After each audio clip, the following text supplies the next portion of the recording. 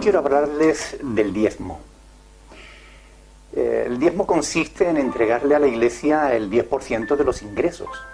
Y este es uno de los principales escollos que se encuentra mucha gente que quiere acercarse a la Iglesia cristiana. ¿Realmente hay que entregarle el 10% de los ingresos a la Iglesia? Bueno, esto es lo que muchas iglesias enseñan.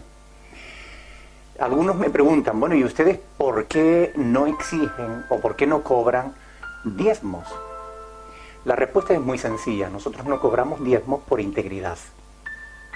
Porque nosotros no somos la nación de Israel.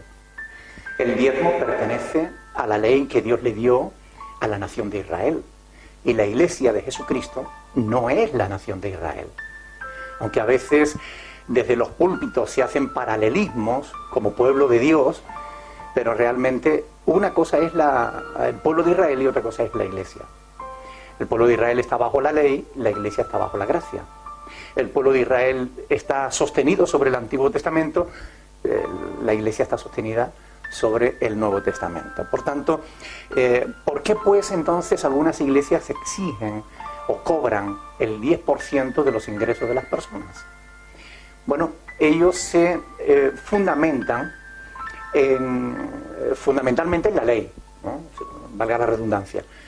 Pero hay dos pasajes del Antiguo Testamento, del primer libro de la Biblia, del Génesis, que se utilizan como base y fundamento para decir que el diezmo es anterior a la ley y por tanto la Iglesia está obligada a pagar diezmo. Uno de esos pasajes es Génesis capítulo 14, en el que vemos que Abraham da diezmos a Melquisedec. Claro que nosotros tenemos un dicho que reza así: un texto sin su contexto es un pretexto. Por consiguiente, nosotros para poder interpretar correctamente cualquier pasaje de las Escrituras tenemos que tener en cuenta ese contexto, el contexto que le rodea. Cuando uno estudia Génesis capítulo 14, uno se da cuenta de que Abraham no está dando diezmo de sus bienes. Abraham no da diezmo de su dinero. Abraham se mete en guerra con unos reyes que habían arrasado Sodoma y Gomorra, se habían llevado a su sobrino Lot, y Abraham, con 300 criados nacidos en su casa, va a rescatarlo, consigue derrotar a esos reyes y coge un gran botín. Y de ese botín de guerra, Abraham da diezmos a Melquisedec. La pregunta es, ¿tenemos ahora los cristianos que meternos en guerra con los vecinos para del botín que conquistemos dar el 10% a la Iglesia? No tiene sentido. O sea, es absurdo pensarlo así. Antes de ese pasaje, nunca se dice que Abraham hubiera dado diezmos. Después de ese pasaje, nunca se vuelve a decir que Abraham haya vuelto a dar diezmos. Por tanto, es un pasaje único, ahí, que está solo, y que no puede servir como fundamento para una doctrina como la del diezmo. Después hay otro pasaje en Génesis 28, en el que se ve a Jacob haciendo una especie de negocio con Dios. Jacob le hace una propuesta a Dios: si tú me bendices en el viaje, si me guardas, si me proteges, si me prosperas, de todo lo que tú me des yo te voy a dar el 10%. Volviendo otra vez a analizar el contexto de ese pasaje, nos damos cuenta de que poco menos que le estaba planteando un chantaje a Dios. Es decir, él proponía un diezmo condicional. Si tú me das, si tú me guardas, si tú me bendices. En ningún pasaje de las Escrituras se dice antes de ese que Jacob diezmara. En ningún pasaje de las Escrituras se dice después que Jacob diezmara. Ni siquiera se dice que cumpliera con su propuesta, ni que Dios aceptara ese chantaje. O sea, no es fundamento para sostener el diezmo, una doctrina como el diezmo en ese pasaje. Además de esos dos pasajes, ya solamente nos quedan los de la ley. Los pasajes en los que Dios instituye el diezmo como ley, pero solo para la nación de Israel. Santiago capítulo 2, verso 10, enseña que la ley es un bloque. de la que no podemos tomar lo que nos interesa y dejar el resto. Porque dice que si cumplieras toda la ley, pero ofendieres en un solo punto de la ley, te haces culpable de todos. Por tanto, o estás bajo la ley o estás bajo la gracia. Los que quieren justificarse por la ley de la gracia han caído, dice el apóstol Pablo.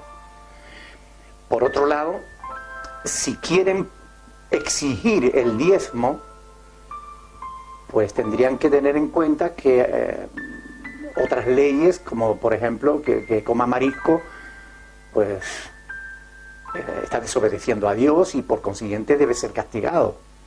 O que si uno de estos pastores que quieren, o de estos sacerdotes que quieren cobrar diezmos, pues si tienen un hijo que es rebelde y contumaz, la ley les obligaba a llevarlo a la plaza del pueblo ante los ancianos de la ciudad para que fuera apedreado hasta morir. Si quieren exigir el diezmo, tendría que cumplir también esos mandamientos. No tiene sentido. Son mandamientos para el pueblo de Israel, no para la ley, no para la iglesia de Cristo. Además de todo eso, el pasaje que más les gusta a ciertos pastores citar es Malaquía capítulo 3. Es un pasaje de las Escrituras en el que Dios pregunta: ¿robará el hombre a Dios? Pues vosotros me habéis robado. Y dijisteis: ¿en qué te hemos robado? Y Dios responde: en vuestros diezmos y ofrendas. Malditos sois con maldición, porque vosotros, la nación toda, me habéis robado. Como se puede ver, está hablando de la nación. ¿De qué nación? De la nación de Israel. No habla de la iglesia. No habla de los discípulos de Cristo. Traed todos los diezmos al alfolí y haya alimento en mi casa. Es curioso que cuando estudiamos estos pasajes con detenimiento, nos damos cuenta de que el diezmo no consistía en dinero, sino en alimento. Concretamente, como enseña el libro de Deuteronomio y también el libro de Levítico, se trataba de dar el 10% de los frutos de la tierra y de los frutos del ganado. De manera que una persona que no tuviera tierras o que no tuviera ganado no tenía que diezmar. Solo debían diezmar aquellos que tuvieran tierras y ganado. Por ejemplo, antes de ir a Jerusalén a celebrar la fiesta, pues una vez al año los judíos contaban su ganado. 1, 2, 3, 4, 5, 6, 7, 8, 9, el 10º le correspondía al Señor. Y eran apartados para ser entregados para Dios. Ahora bien, si algún pastor hoy te exige diezmo, ¿no? Si tú no tienes tierra, no tienes nada que darle. Si no tienes ganado, no tienes nada que darle. Si tienes tierra, llévale un camión de trigo y vuélcaselo en el púlpito. Porque esto es lo que Dios estaba demandando en Malaquía. Aquí se nos dice claramente que lo que Dios está demandando es que hubiera alimento en su casa. Porque del diezmo que entregaba al pueblo, vivían los huérfanos, las viudas y los levitas, es decir, los sacerdotes y escribas y levitas. Por consiguiente, Dios lo que se está cuidando es de que hubiera alimento en su casa, no dinero. Es más, Levítico 27 del 13 y también el versículo 30 dicen que si alguno de los judíos quería redimir uno de los animales que le pertenecían al Señor, uno de esos décimos, él tenía que dar el valor del animal más un 20%, más una quinta parte. Por consiguiente, no era dinero lo que Dios estaba demandando. Lo que estaba demandando era alimentos para los levitas y para los huérfanos y las viudas. Aparte de eso, vemos en la Biblia, con respecto a la ley, que había dos tipos de diezmo bien diferenciados. Uno se recogía una sola vez al año, y ese diezmo no era para guardarlo en el alfolí, que son almacenes donde se guardaba el grano y demás. No era solo para guardarlo en el alfolí, para los sacerdotes, las viudas y los huérfanos, sino que era para que todo el pueblo, en una gran fiesta, pudiera celebrar al Señor. Por tanto, el diezmo de cada año se comía en una fiesta todo el pueblo juntos. Cada 3 años, el diezmo del tercer año era el diezmo que servía para los huérfanos, las viudas y los sacerdotes. O sea que no todos los diezmos eran para los sacerdotes. Además, cosa curiosa, una vez cada 7 años no se recogían diezmos, porque recuerden que tampoco se cultivaba la tierra. Una vez cada 7 años no se cobraban diezmos. Yo quiero preguntarte, ¿alguna vez tu pastor que te exige el diezmo te dijo, mira, este es tu 7º año en la iglesia, no te corresponde dar diezmo? Lo dudo. Ahora bien, una de las cuestiones más fundamentales es que en Deuteronomio 18:21 se dice claramente que solo los levitas podían cobrar diezmos. Solo los levitas. Tanto es así que hoy en día los judíos no cobran diezmos. Porque a partir de la Segunda Guerra Mundial los archivos se perdieron y no hay una conciencia clara de quiénes son los levitas. Por tanto, hoy en día las sinagogas lo que hacen es cobrar un impuesto por el asiento en la sinagoga, es decir, cobran un porcentaje por asiento. Pero no pueden exigir diezmos, porque ellos no saben quiénes son los levitas. Sin embargo, ¿qué pastor hoy en día puede asegurar que es de la tribu de Leví para poder cobrar diezmos? ¿Saben? Ni Jesús cobró diezmos. ¿Cómo se sostuvo el ministerio de Jesús? Por las ofrendas de los seguidores. Algunas mujeres pudientes y algunos de los seguidores más directos de Jesús le apoyaban en su ministerio. Pero Jesús no cobró diezmos porque no era de la tribu de Leví, era de la tribu de Judá.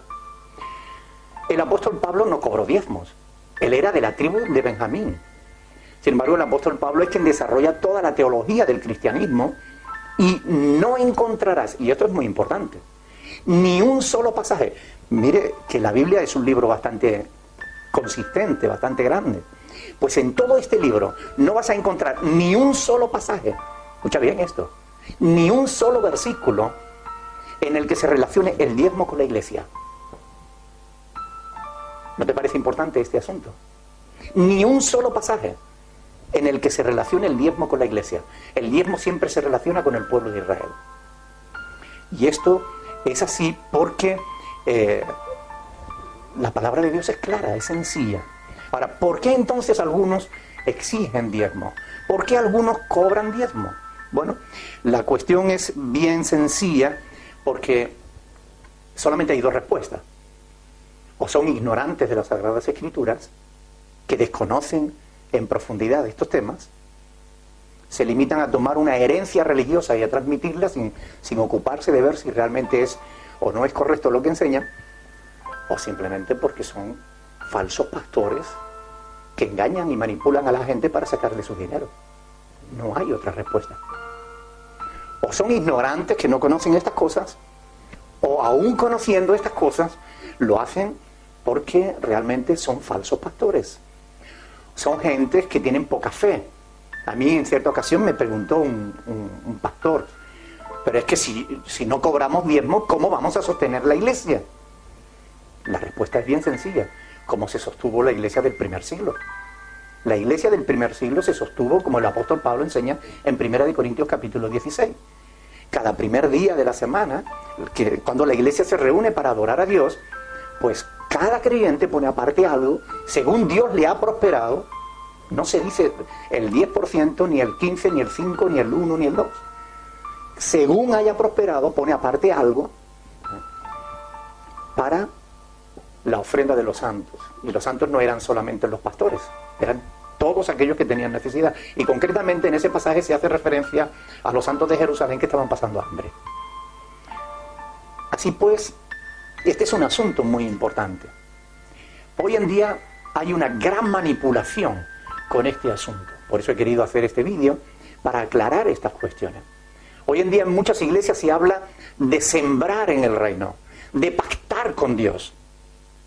Entrégale dinero a Dios y Dios te va a dar más. Dale 100 euros a Dios y Dios te va a dar 1000. Bueno, cuando alguien te diga algo así, dile, dame tú los 1000 o 100 y espera los 1000 de Dios. Pero no te dejes manipular de esa manera. Pacta con Dios, pacta por un milagro. Mire, los milagros de Dios no se venden, ni se compran ni se venden.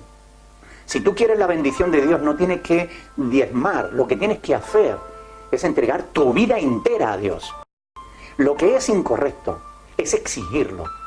Lo que es incorrecto es manipular a la gente sacando textos de su contexto como pretexto para sacar dinero al pueblo de Dios. Quienes roban a Dios no son quienes no dan diezmo. Quienes roban a Dios son quienes los exigen. Y esto es muy importante. Abran sus ojos. Lean las Sagradas Escrituras, porque es la palabra de Dios la que les da la luz y el entendimiento necesario para no dejarse manipular por falsos apóstoles, profetas, evangelistas, pastores, maestros, que enseñan cosas que no están en las Sagradas Escrituras o que las tuercen para su propio beneficio. Estos ya tienen su propio castigo de parte de Dios, pero ustedes apártense de todos aquellos que no enseñen la sana doctrina. Busquen iglesias donde de verdad se predique la palabra de Dios. Este es el deseo de nuestro corazón. Ojalá que esto les haya ayudado. Dios les bendiga.